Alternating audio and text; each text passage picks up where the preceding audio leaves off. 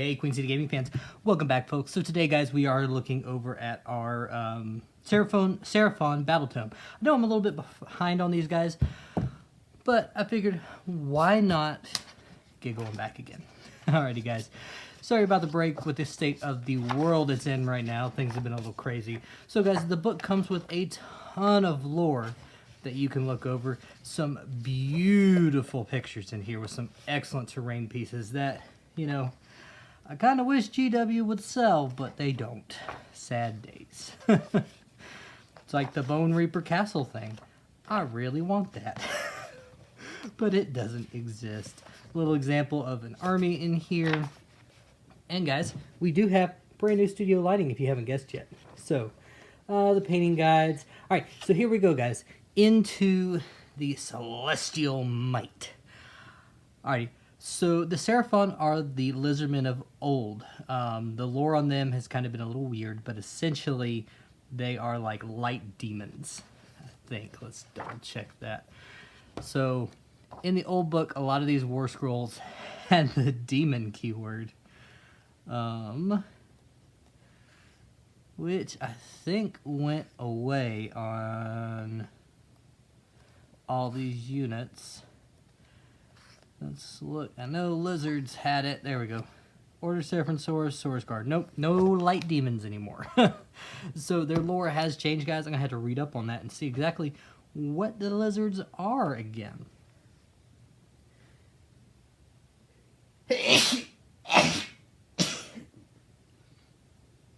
Alrighty.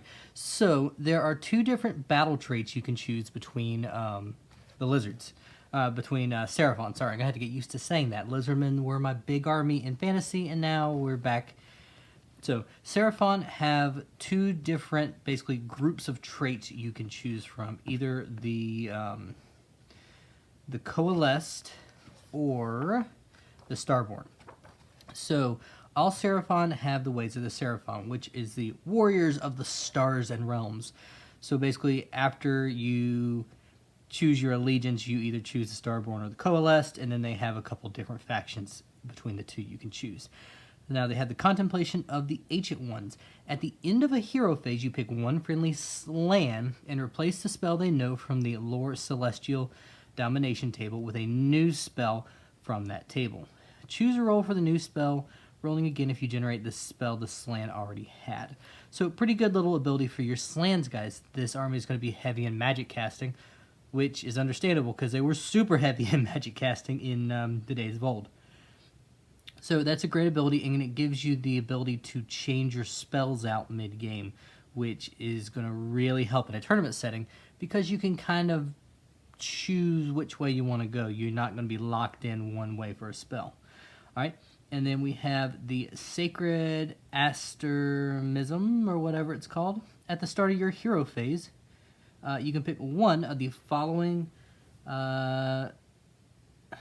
asterisms to be an ascendancy. So the first one is the Grand Drake. In the combat phase, pick one friendly Seraphon hero until the end of that phase.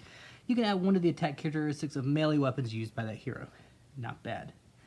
The Hunter's Steed, which I think is going to be the one you're going to use most of the time. Add one to run and charge rolls for friendly Seraphon units. Some of these units in this book can be a little slow, so that is an excellent ability to have. And then the Sage's Staff. In the hero phase, pick one friendly Seraphon wizard. You can add one to casting or dispelling rolls for that wizard if it is your hero phase, and you can add one to unbinding rolls if it's in the enemy hero phase. Also really good. I think the two that you're mainly going to use are the Hunter's Steed and the Sage's Staff. The Great Drake is okay, but if it was just Seraphon, you'd see it used all the time.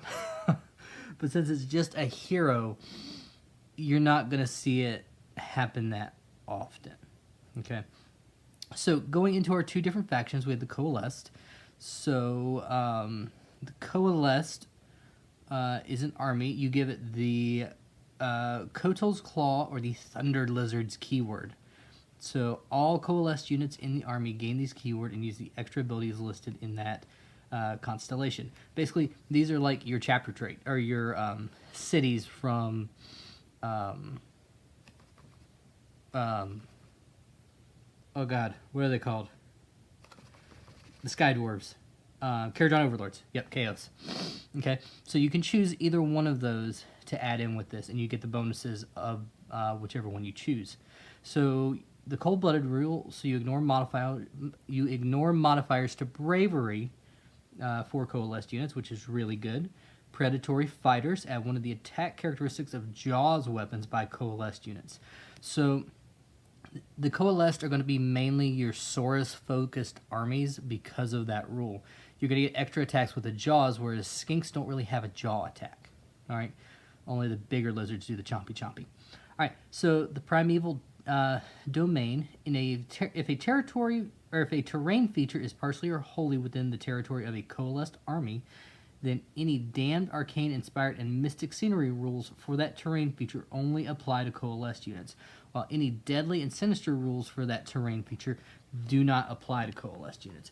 Basically, you're getting some really good bonuses in your territory, but at the same time, I don't think you're going to stay in your territory that often. The coalesced are going to be a group that go up. They want to bite and chomp and fight their way through the enemy. Alright, and then Scaly Skin. Subtract 1 from damage inflicted by each successful attack that targets a coalesced unit to a minimum of 1.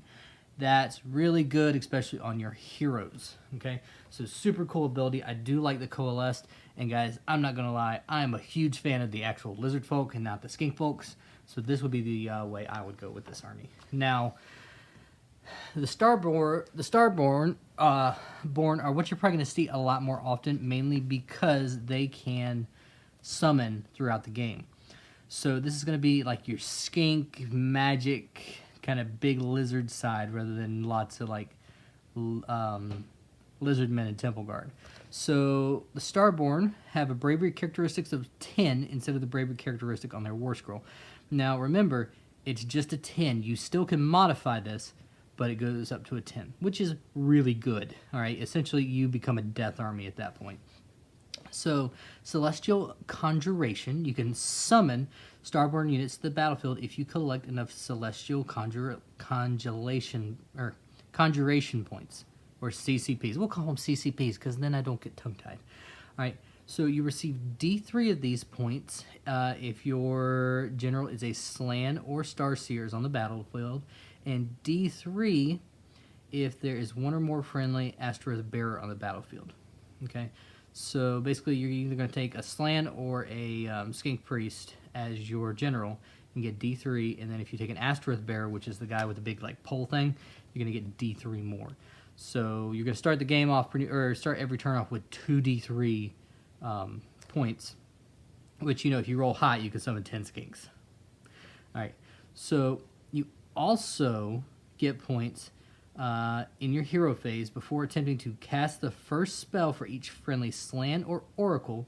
You can say that it will carry out a Celestial Conjuration. If you do so, you receive D3 Celestial or CCP, but the number of spells that model can attempt to cast in this phase is reduced by 1. So not terrible. So you can kind of farm it out a little bit, but it's not anything crazy. It's no Hedonist of Slanesh prior to the update. All right, and if you have 6 or more points, you can spend them on. You can summon 1 or more units from the list on the right of the battlefield, and add it to your army. Each unit summoned costs a number of points. You can only summon a unit if you have enough celestial points. They must be set up within 12 inches of your friendly Slan, Oracle, or Source Asteroth banner and more than 9 inches from enemy units. So yeah, so pretty cool. You can summon some of it's a little crazy, like a Bastillodon is 20 points, 20 Source is 20 points. You can get some Source and Skink characters in here, but it's kind of hard to... Let's see if there's an Oracle one. Where's the Skink characters? I need the Skinks. Hero, Wizard, Starseer.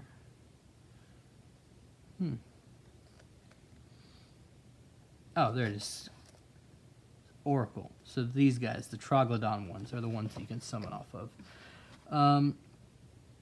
So you can't summon another Slan, and you can't summon a Skink Priest on... Or, yeah, you can summon a Skink Priest on Troglodon, but it's 25 points.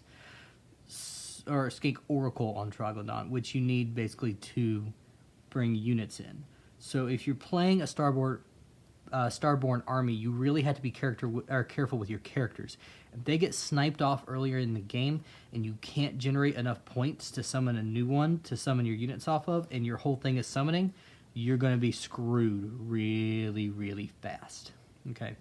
So they do have a rule called the Lord of Space and Time. At the end of your movement phase, you can pick one friendly Starborn unit from anywhere on the battlefield to be transported through space and time. If you do so, remove the unit, set it up anywhere that is more than 9 inches from an enemy unit, which is really good. This used to be an ability you had to roll on. Now you just choose one and it automatically happens. And it's just anywhere on the battlefield. It doesn't have to be close to a hero, which is really nice. So if the and then the Starborn constellations. So if your army is a Starborn army, you can give it the Dracothian's Tail or a Fang of Sotek keyword. And basically those are your like chapter trait cities you can choose from. All right, so let's look into those now, actually. Oh, what is this? Oh, I don't need that. All right, so let's look at these in order. So we need to look at the Claw and Thunder Lizards. All right, so these are the coalesced, basically groups you can take. So the Kotal's Claw, they have the Savage Incarnate ability. Add 1 to hit rolls for attacks made by friendly units that made a charge move in the same turn. That's really good. Okay, and it's not just limited to like. It's limited to Saurus unit, but if you're taking Coalesced Army, it's probably going to be mainly Saurus anyway. So your command ability is Controlled Fury. So you can use this command ability at the start of the combat phase. If you do so, pick one friendly Coet's Claw Saurus unit wholly within 24 inches of the hero. That unit counts as having made a charge move in that turn for the purpose of the Savage Incarnate ability. So that's pretty cool. If you have a unit stuck in combat, you can use this and basically give them +1 to hit. Really neat. But they have to be wholly within 24 inches of a Saurus hero. So it's not anything... It's really good, actually. Especially on like a big unit of Temple Guard or even a big unit of Saurus Warriors, that wouldn't be bad on. So for the command trait, the general must have this command trait instead of the one listed on page 57. So you have the Dominant Predator. Roll a dice each time this general is used to issue a command to a friendly Cotex Claw Saurus unit. On a 4-up, you receive 1 extra command point. That's actually pretty good. So you do have a way to get your CP back, which is a really nice ability to have, especially now that you can't buy multiple CP. So the Artifacts of Power. The first Kotal's Claw hero receives an artifact of power, must be given the Eviscerating Blade. Pick one of the bear's melee weapons. If that unmodified hit roll for an attack made with that weapon is a 6, that attack inflicts 2 mortal wounds on the target in addition to any normal damage. That's insane. That's really, really good. Basically, you just roll a 6 and just take 2 mortal wounds plus whatever damage you normally take. That's really good. If you're going to take Mass Saurus Warriors, I think Kotal's Claw is the way to go. They have some decent abilities, some decent command traits, and the Eviscerating Blade is going to be really good on a Saurus hero. All right, so the other choice for the Coalesced is the Thunder Lizard. Okay, basically you can have a bunch of monsters with this. So add 2. So Mighty Beasts of War is their ability. You add 2 to the wound characteristics of Thunder Lizard monsters, which is great. You're going to be running a lot of Stegodons in this army. Trove of Old One technology. You can use this command ability at the end of your shooting phase. If you do so, pick one friendly Thunder Lizard Bastillodon or friendly Thunder Lizard Engine of the Gods, wholly within 18 inches of a friendly Thunder Lizard hero. If that unit is a Bastillodon, it can shoot with its solar engine, even if it has already done so that phase. If at the end of an Engine of the God, or if the If that unit is an engine of a god, you can make a cosmic engine roll. Even if you've already done so, a unit cannot perform this ability more than once per phase.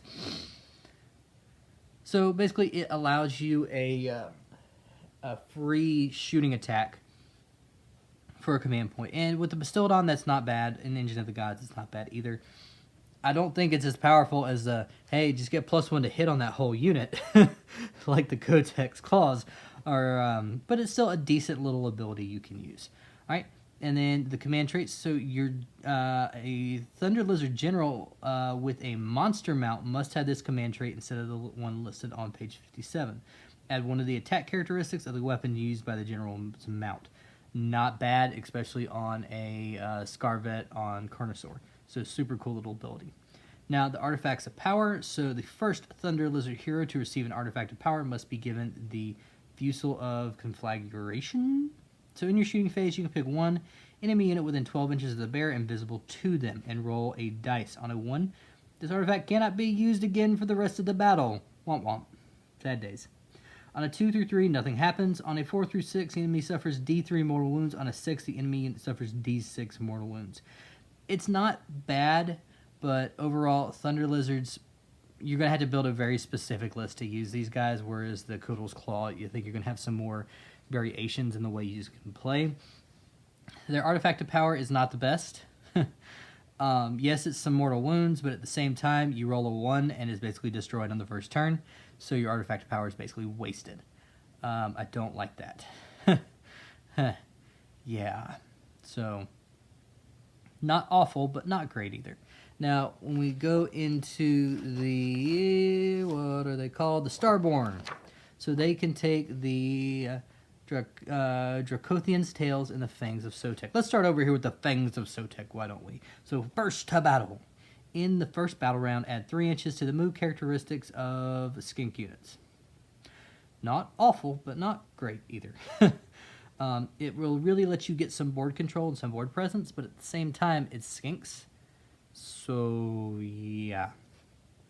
You can use it, so their command ability is Parting Shot. You can use this command ability at the end of the enemy charge phase.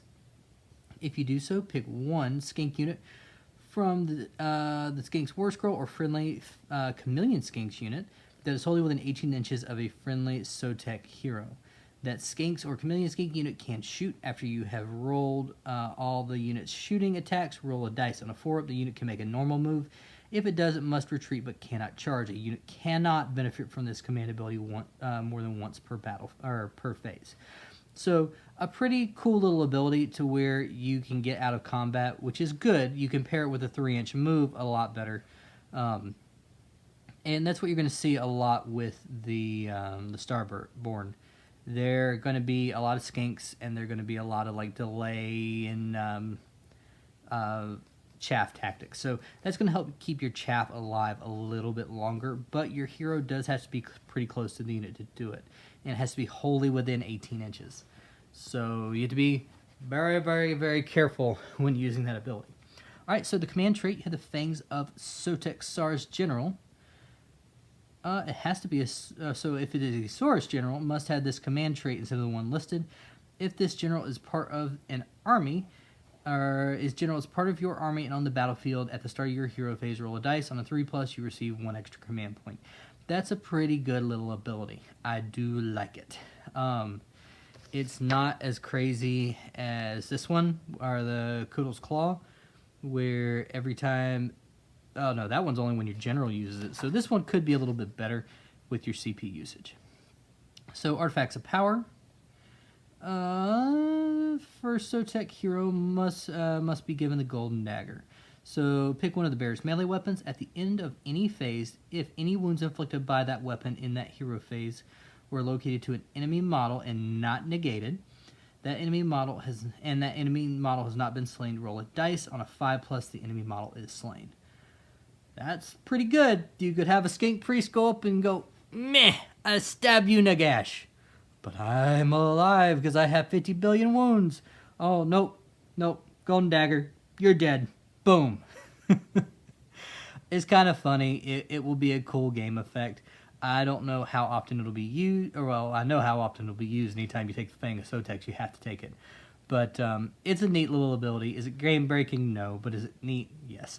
Basically, you have a poison dagger. All right. So the last group we're going to go over today is the Dracothian Tail forces.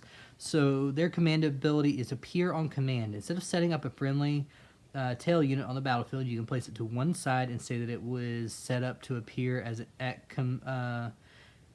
appear at command as a reserve unit. You can set up one reserve unit waiting to appear at command for each friendly Dracothian tail unit you have already set up on the battlefield. So it's a 1-to-1 ratio. At the end of your movement phase, you can set up one or more of the reserve units waiting to appear on the battlefield, more than 9 from enemy units, and wholly within 18 inches of friendly slan. Any reserve units waiting to appear at command, which are not set up on the battlefield before the start of the 4th battle round, are slain.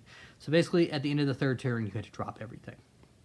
So it's a decent little ability. I kind of like it. You can hold stuff in reserve, bring it out when you need to. It would be good for some of your characters later on, especially when you're summoning. That way you can kind of protect them a little bit. So the Ancient Knowledge, which is your must be your command trait if you take a slan as your general. You know, 1 extra spell from the Lord of Celestial Domination. In addition, you can reroll casting 1 casting, dispelling, or unbinding rolls for each hero phase. Not a bad little ability. Knowing an extra spell is great because you can switch it out with the Seraphon kind of command traits or command abilities and stuff. All right, so artifacts of power.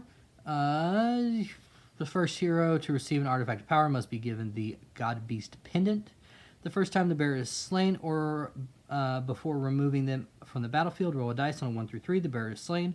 On a 4 through 6, the bearer is not slain. All wounds located to them are healed, and any wounds that currently remain to be allocated to them are negated. So, pretty cool little ability. Basically, you just roll a dice on a 4 through 6, you get your Carnosaur back. At full wounds. Gross.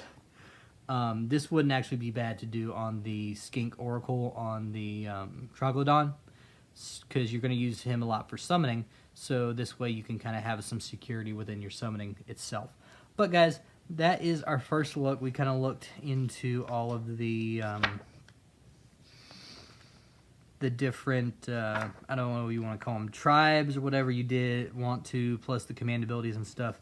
Next time when we come back, guys, we'll probably start going into the heroes, and we'll kind of break it up into different sections. So, yeah, we'll do that next time. Alrighty, guys, thank you for joining us here at Queen City Gaming, guys, and thank you for joining us here on More Tactical Monday. I hope you enjoyed this, guys. We're starting these back up again. I took a little break because of kind of the state of the world. I needed one. And now we're back at it. Alright, guys, come back next week, and we're going to look at some more. This is Queen City Gaming, folks, signing out.